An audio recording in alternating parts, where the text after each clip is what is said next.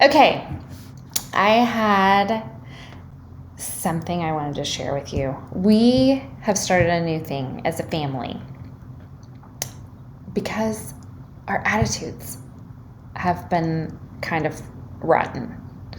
There is lots of I can't talk and only being really, really good at identifying the negative things, the things that are going wrong, and not the good things.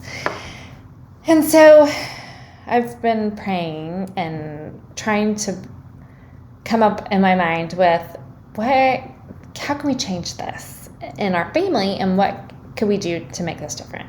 So here's what we did.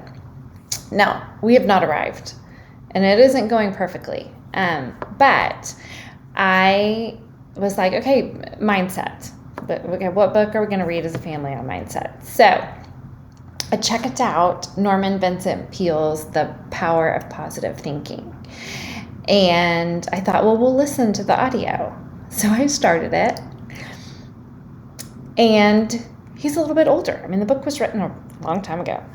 Kids were frustrated. Like, I can't even understand him. I don't even know what he's saying. He's talking too fast. I can't follow.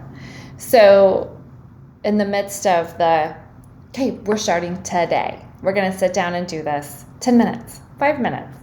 I had to call an audible, and we then bought the Kindle version of it, 99 cents. Loaded it on everybody's Kindle. Everyone has now their Kindle in front of them. I'm like, let's try this. So I was reading it to them. Now, I will say the language is outdated. Some of the language is a little difficult for them to understand. Not too difficult. Allowed us to have conversations about some words that we don't really use all the time. Namby-pamby, one of the words we had to look up and figure out what in the world does that mean. So we thought that was really funny to look up all these words we didn't understand. Now, I'll say there is some language in the way that people talk about race back then that we don't use right now. Not like offensive words, but just some that, we kind of had conversations about that. We don't do that anymore. I'm giving you all the negatives. Do you see why we needed to read this book?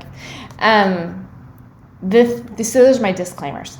The thing that I love about it is that in chapter 1, his main topic is he tells a story about a man coming to talk to him after an event, and he's like, my life is over. It's just over. So Norman Vincent Peale's advice to him was, okay, I want you to say this one phrase 4 times before you go to bed, 4 times when you get up, 4 times before you walk into a meeting. And it was, I can do all things through Christ who strengthens me, which I love. Philippians 4:13. And so the cool thing for me, kind of like one of my older videos, was it goes back to what I feel like the Lord has been telling me since the kids were 2 years old, is let's meditate on Scripture. Let's hide it away in our hearts and watch how it transforms our minds. So I just thought that was so cool of God to bring it back home again. Hey, Lauren, remember I told you we should be doing this? And Sophie said, oh my gosh, like we just talked about this at church.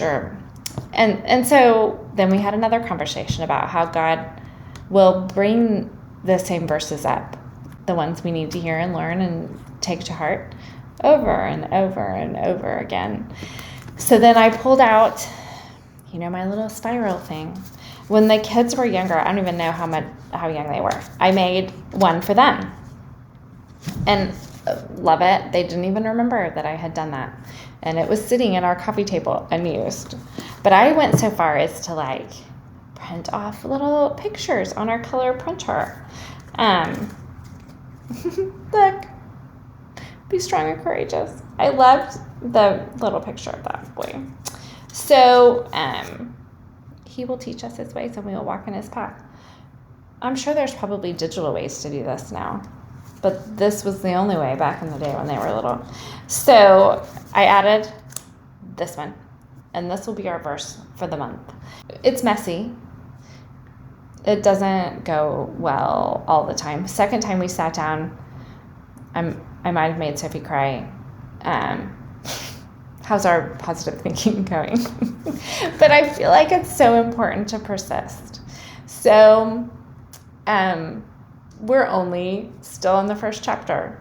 If it takes us all year to read it, I'm okay with that. I have challenged the kids to highlight a couple of things per chapter that are meaningful, and then have them do a Google slide.